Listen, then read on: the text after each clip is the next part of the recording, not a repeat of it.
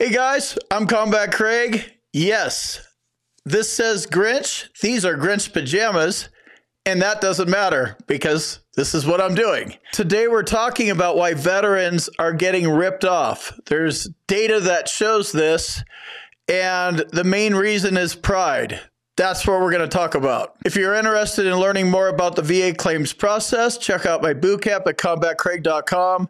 And this is a medical evidence thing. You need it in order to win. If you need medical evidence, contact my med team. They're also at my website, and the link says med team and Nexus letters. Here's why pride is the main reason. Hindsight has lots of benefits. This is one of them. I had a pride issue. I still have it. And it prevented me for almost 30 years from just accepting all sorts of things. I'm still not accepting things, but I did finally figure out how to get through the mud and the slog and, get paid. As disabled veterans, we have a lot of things in common. We served our country. We did it proudly, and it represents a period of time in our life. And most of us are proud of what we did, and it's a highlight. That all may be true, and you might have also got disabled along the way. We were conditioned, right? It started in boot camp. Like this isn't debatable or a mystery. We, had our brains erased basically in boot camp. We learned how to think as a elite fighting unit, regardless of what you were doing and branch of service. That was the number one job. And, we had a mindset, suck it up, don't complain, all that kind of stuff. We got out of the military and that mindset stayed there, right? You may notice that you're mysteriously at the scene of the accident 20 times. I was at the scene because I was involved, if not the cause. That's the reality of the situation. If things are feeling off, there's some kind of problem out there, you just can't quite put your finger on it. Put the finger on yourself because you're the problem. This is going to be something you're going to deal with for the rest of your life. I'm dealing with this right now. It was a big shocker, and I get focused in on things. I don't accept no for an answer. It works in a lot of situations. That mindset needs to be there in your VA claim. That's the way you have to be in certain fights. You just can't back down. You can't lose. No's not an answer. Everything's an excuse. Your VA claim, a version of that, needs to be there for your VA claim.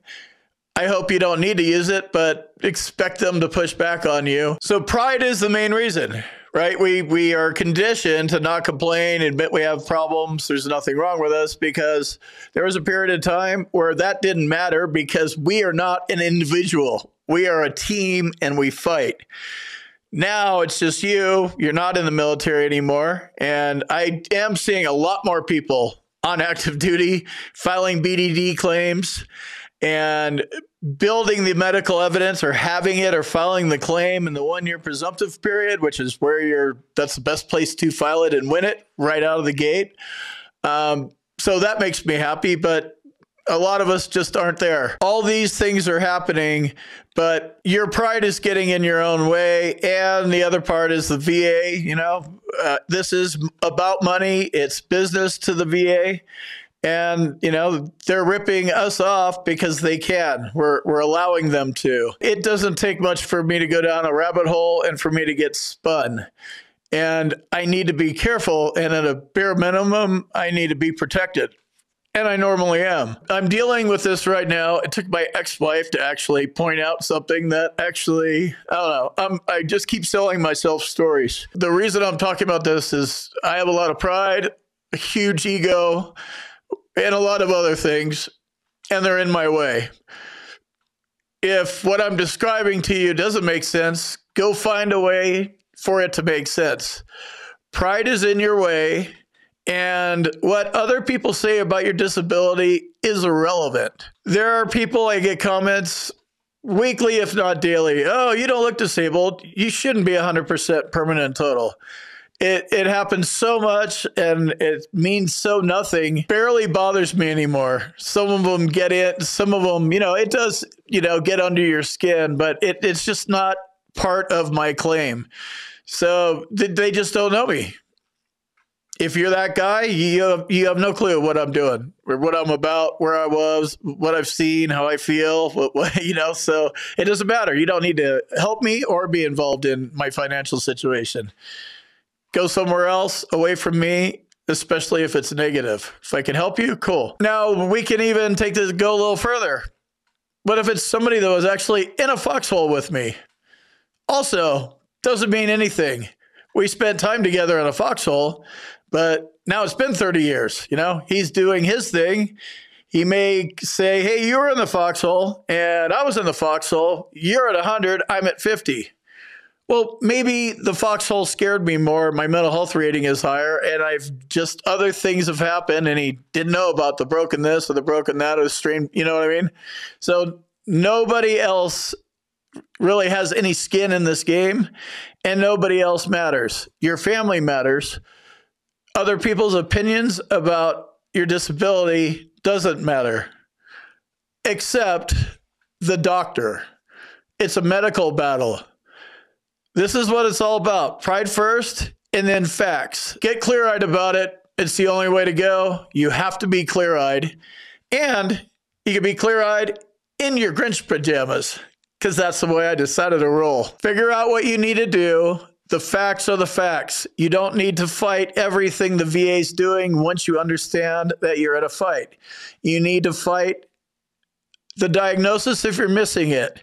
If you don't have the nexus, the link between your disability that you're filing a claim for and your active duty service, if you lost that, that's your fight. If you won both of those things, if you won the current diagnosis and the nexus, that means you establish service connection and you have at least a 0% rating. Now your fight is the symptoms piece. There's 3 components. You do have to have some kind of fight on all 3 of them, but you don't need to continue that fight. Once you won, leave it alone. You got the diagnosis. Good, perfect. Nexus, you already established service connection. You don't need to bring all that stuff up. It's not relevant. It's not legal. It's not even argument. It's just nonsense. You're fighting about the symptoms. You need to find a doctor that will fill out a DBQ so you have your side represented, because you are going to a C&P exam. A VA rater will order it. Not 100% of the time. It's stupid to not expect it. This is the other part of why veterans are, getting ripped off by the VA, the way the system is. You don't need to like the system. You do have to deal with the system.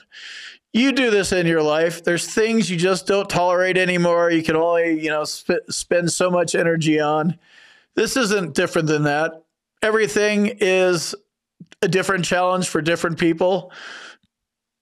This particular challenge feels personal because it is. They say they're the Department of Veterans Affairs. That implies help. They are not helping.